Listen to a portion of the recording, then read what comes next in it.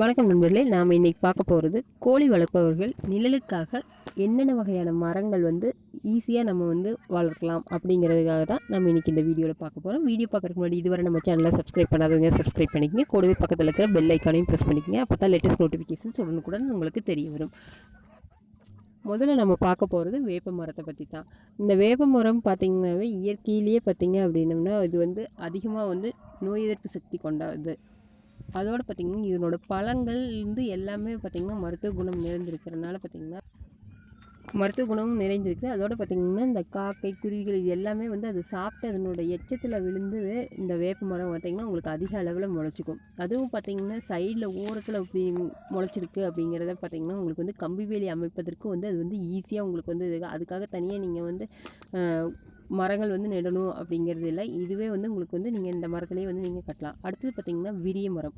இந்த விரிய மரத்தை பார்த்திங்க அப்படின்னம்னா சிறிய அளவில் முதல்ல சிறிய அளவில் தான் இருக்கும். அதுக்கப்புறம் பார்த்திங்கன்னா வேப்ப மரம் ஓரளவுக்கு ஸ்டேஜ் வளர்கிற காலத்துக்குள்ளே பார்த்திங்கன்னா இது பெரிய அளவில் நிழல் கட்டி உங்களுக்கு அதிகமாக படர்ந்த அளவில் இருக்கிறனால பார்த்திங்கன்னா மதிய வெயிலுக்கு கோழிகளுக்கு இது ரொம்ப ஏற்றமாக இருக்குது.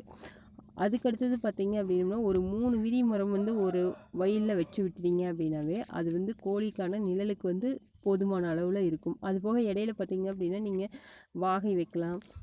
வேம்பு உங்களுக்கு ஆட்டோமேட்டிக்காக இருக்கிறது அப்படியே விடலாம். நீங்கள் சின்ன சின்னதாக வேம்பு வரக்குள்ளவே இது பார்த்திங்கன்னா பெரிய அளவில் இந்த சைஸில் வந்துடும்.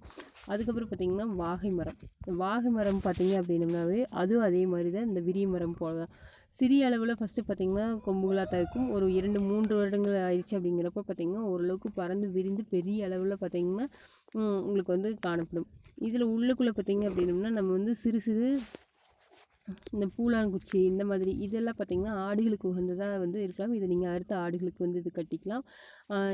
உள்ளே பார்த்திங்க அப்படின்னா அது போக இந்த குப்பைமேனி இலை இந்த மாதிரி துளசி இது எல்லாமே உள்ளே இருக்கிறனால பார்த்திங்கன்னா கோழிகள் நல்லா சாப்பிட்டு ஆரோக்கியமாகவும் இருக்கும். அதில் பார்த்திங்கன்னா துளசியெல்லாம் பார்த்திங்கன்னா மருத்துவ குணம் நிறைந்திருக்கிறதுனால பார்த்திங்க அப்படின்னா உங்களுக்கு அதிகப்படியாக சிறு குஞ்சுகள்லேருந்தே சாப்பிட வச்சு பழக்கிட்டோம் அப்படின்னோம்னா உங்களுக்கு தீவன செலவுலேருந்து மிச்சமாகறதுக்கு வாய்ப்புகள் இருக்குது.